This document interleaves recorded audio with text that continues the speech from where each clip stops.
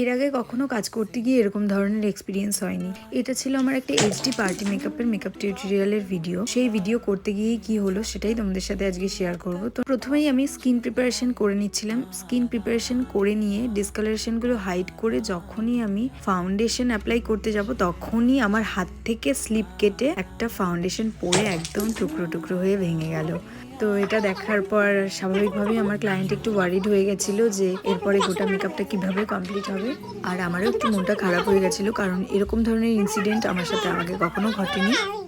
তো যাই হোক, ক্লায়েন্টকে তারপরে বোঝালাম যেহেতু আমরা মিক্স অ্যান্ড ম্যাচ করে কাজ করি, তো আমাদের কাছে সবসময় অল্টারনেটিভ ফাউন্ডেশন থাকে। তো সেই অল্টারনেটিভ ফাউন্ডেশনটা দিয়েই বাদবাকি মেকআপটা কমপ্লিট করলাম and step by step HD party মেকআপের যে স্টেপগুলো আছে সেগুলো কমপ্লিট করলাম। তো মেকআপ করতে গিয়ে এক এক সময় এক এক রকমের ঘটনা ঘটতে থাকে, সেগুলো দেখে ঘাবড়ে গেলে ভয় পেলে চলবে না।